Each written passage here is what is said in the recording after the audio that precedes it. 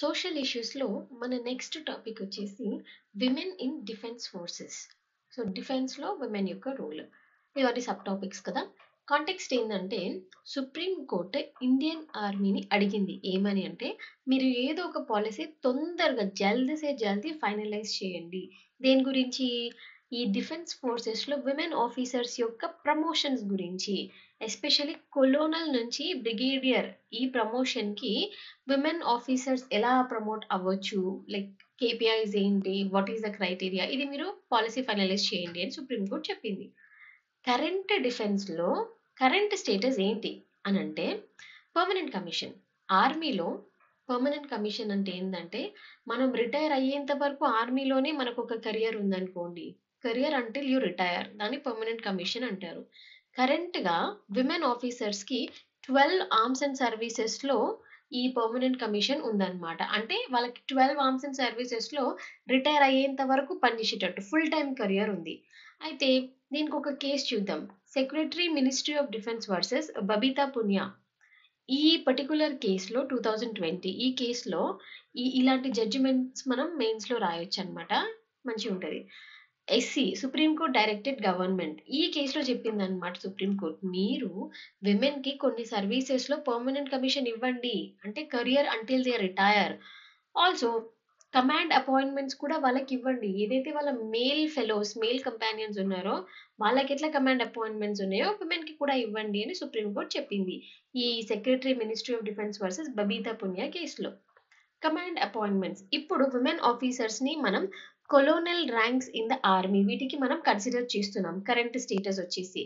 తర్వాత విమెన్ ఆఫీసర్స్ని పైలట్స్గా కూడా వర్క్ చేసేటట్టు ఇప్పుడు ఆపర్చునిటీస్ ఉన్నాయన్నమాట వాళ్ళకి in the corps of army aviation. So ఏవియేషన్లో పైలట్ కూడా, ఈ మధ్య ఫైటర్ మూవీలో దీపికా పదుకోన్ పైలట్ లాగా చేస్తుంది కదా, హృతిక్ రోషన్కి ఈక్వల్గా ఫీమేల్ కౌంటర్ పార్ట్ అట్లాగా. Next, on board ships. ఏదైతే ఇండియన్ నేవీలో వార్ షిప్స్ ఉంటాయి కదా, పెద్ద పెద్ద వార్ షిప్స్ ఉండవు, దాని మీద కూడా ఆన్ బోర్డ్ ఉమెన్ ఆఫీసర్స్ని అలౌ చేస్తున్నారు. అలాగే కాంబాట్ రోల్స్లో కూడా, అంటే ఫైట్ చేయడానికి వెళ్ళే మిషన్స్ ఉంటాయి కదా, కాంబాట్ రోల్స్లో ఫస్ట్ టైం ఓపెన్ ఎప్పుడైంది? 2015లో అలౌ చేయడం స్టార్ట్ చేశారు ఆన్ సమ్ బేసిస్. 2022లో రెగ్యులరైజ్ చేసేసారనమాట, పర్మనెంట్ అయిపోయింది. సో ఇవన్నీ ఇప్పుడు కరెంట్ ఆర్మ్డ్ ఫోర్సెస్లో విమెన్కి దక్కుతున్న ఆపర్చునిటీస్ అండ్ అవెన్యూస్. అలాగే రీసెంట్గా అగ్నివీర్ స్కీమ్ అని ఒకటి తీసుకొచ్చారు కదా సెంట్రల్ గవర్నమెంట్ వాళ్ళు.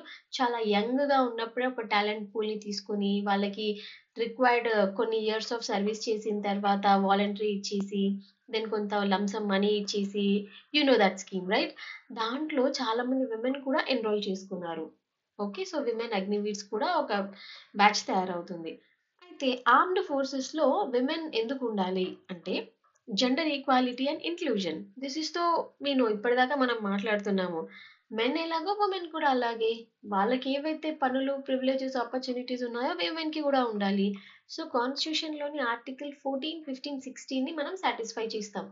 ఎంప్లాయ్మెంట్, ఈక్వాలిటీ, విమెన్కి స్పెషల్ డిస్క్రిమినేషన్, ఇవన్నీ సాటిస్ఫై అవుతాయి. తర్వాత టాలెంట్ పూల్ అండ్ రిక్రూట్మెంట్, ఇవన్నీ కీవర్డ్స్ చూడండి. ఇప్పుడు ప్రతిదీ కాంబాట్లోనే అవ్వట్లేదు. ఆర్మ్డ్ ఫోర్సెస్లో చాలా వరకు టెక్నికల్గా ఆలోచించాల్సి వచ్చింది, స్మార్ట్ బ్రెయిన్స్ కావాల్సి వస్తుంది. సో అప్పుడు obviously women are very smart by birth. ఎందుకు వాళ్ళని తీసుకోకూడదు, ఓన్లీ మేల్ని ఎందుకు తీసుకోవాలి? చాలా వరకు ఆల్గారిథమ్స్, టెక్నికల్ ఆపరేషన్స్, ఇక్కడ నుంచి మనం ఆలోచిస్తూ మిషన్స్ని బ్రేక్ చేస్తున్నాం. So we need women in to army right. And role models కూడా ఇంకా చాలా మంది రావాలి ముందు ముందుకి, అప్పుడు వాళ్ళు ఉంటేనే వేరే విమెన్ వస్తారు.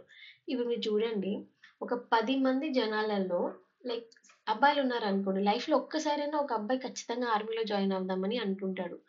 అలా ఎంతమంది అమ్మాయిలు అనుకుంటారు నేను కూడా ఆర్మీలో జాయిన్ అవుతాను అని? రేర్ అంటే రేరిటీ రైట్. గుంజన్ సక్సేనా, భావనా ఖాన్, తానియా షర్గిల్, ఇలాంటి వాళ్ళు చాలా రేర్. ఇంత వాళ్ళు ఎక్కువ ఎంతమంది వస్తే మిగతా గర్ల్స్ కూడా వస్తారు. అలాగే humanitarian and piece keeping machines. ఎప్పుడైతే ఇంటర్నేషనల్గా ఎక్కడైనా వార్ సిచ్యువేషన్ ఉన్నా, యుఎన్ వాళ్ళు అడిగారు అనుకోండి, యునైటెడ్ నేషన్స్ వాళ్ళు, కంట్రీస్ పీస్ కీపింగ్ మిషన్స్ని పంపిస్తాయి. మన ఇండియా వాళ్ళం చాలా కాంట్రిబ్యూట్ చేసాం ఇప్పటికీ. So for the first time 2007లో ఆల్ విమెన్ కంటింజెంట్, మొత్తం ఆ కంటింజెంట్, ఆ పర్టికులర్ మిషన్కి అందరూ విమెన్ బ్యాచ్ని మాత్రమే పంపించారంట. లైబీరియాలో ఒక మిషన్కి 2007లో. అండ్ ఇది ఎందుకు ఇంపార్టెంట్ తెలుసా? For the first time India is the only country ఇట్లా ఆల్ విమెన్ కంటింజెంట్ని పంపించడం. ఓకే, సో మన దగ్గర అంత మంచి స్ట్రాంగ్ విమెన్ ఉన్నారు ఫైటింగ్ స్పిరిట్తో. So why not let them. కానీ ప్రాబ్లమ్స్ ఏంటి, ఛాలెంజెస్ ఏంటి ఆర్మ్డ్ ఫోర్సెస్లో జాయిన్ అవ్వడానికి? Gender stereotype. ఆర్మీ అనేది మస్కులిన్, ఓన్లీ మెన్కి మాత్రమే చేయగలరు, అంతంత హైట్స్లో, అంత చలిలో, అంత స్ట్రెంగ్త్, అంత భయం లేకుండా మెన్ అంటారు. సో ఇది మనం బ్రేక్ చేయాలి విమెన్ని ప్రమోట్ చేసి. ఆబ్వియస్లీ డిస్క్రిమినేషన్, హరాస్మెంట్ ఉంటుంది వాళ్ళు ఉన్న ప్లేసెస్లో, రైట్? సో మచ్ మెన్ ఉన్నారు, చాలా తక్కువ ఫీమేల్ ఉంటే ఎట్లుంటుంది డిస్క్రిమినేషన్? అదొకటి. Next privacy, hygiene issues. చూడండి, లైక్ సియాచిన్ దగ్గర ఎక్కడో కొన్ని రోజుల మిషన్ ఉందనుకోండి, సడన్గా ఆమెకి పీరియడ్స్ వస్తాయి, ఎక్కడికి వెళ్ళాలి? శానిటరీ ప్రొడక్ట్స్ కావాలి, హైజీన్ ఉండాలి, ఓపెన్గా వాష్రూమ్ వెళ్ళలేదు ఆమె. సో ఇవన్నీ ప్రాబ్లం అవుతుంది కాంబాట్ జోన్లో. తర్వాత వర్క్ లైఫ్ బ్యాలెన్స్. ఎంతైనా విమెనే కదా లైఫ్ని బేర్ చేసేది, విమెనే కదా బేబీని కనేది. సో ఎంత మంచి పొజిషన్లో ఉన్నా if she's pregnant she has to come back, rest తీసుకోవాలి, బేబీని కనాలి, ఫీడ్ చేయాలి. ఇవన్నీ ఆమెని ఎక్కడో ఒక దగ్గర కెరియర్ బ్రేక్ అవుతుంది అనమాట. ఫ్యామిలీ సపోర్ట్ కూడా కష్టం ఆర్మీలో జాయిన్ అవుతాము అని అంటే.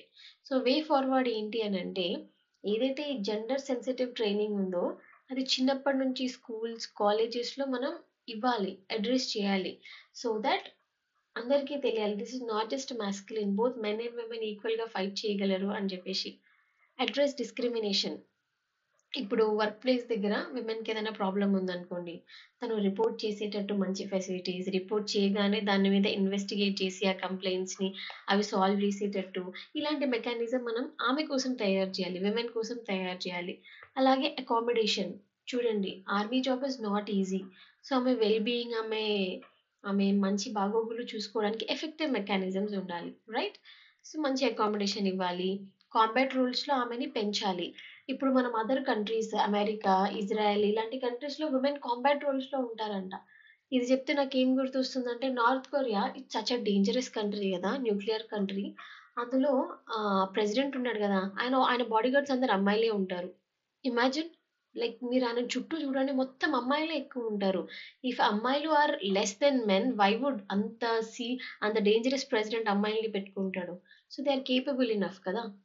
Next family support programmes. ఫీమేల్కి ఎక్కడొస్తుంది హస్బెండ్తో ఉండాలి అని ఉంటుంది, పిల్లల్ని దగ్గరే పెట్టుకొని పని చేయాలనుకుంటుంది. పిల్లలు దూరం ఉంటే అంత స్ట్రాంగ్గా పని చేయలేదు ఆమె. Just that thing with women, right? So husband ఉన్న చోట ఆమెకి రీలొకేట్ చేయడము, మెటర్నిటీ లీవ్ టైంకి ప్రొవైడ్ చేయడము, ఇలాంటివన్నీ ఇండియన్ నేవీలో కూడా ఫెసిలిటీస్ ఇచ్చామనుకోండి, మోర్ అండ్ మోర్ విమెన్ నేవీలో వచ్చి కూడా పనిచేస్తారు.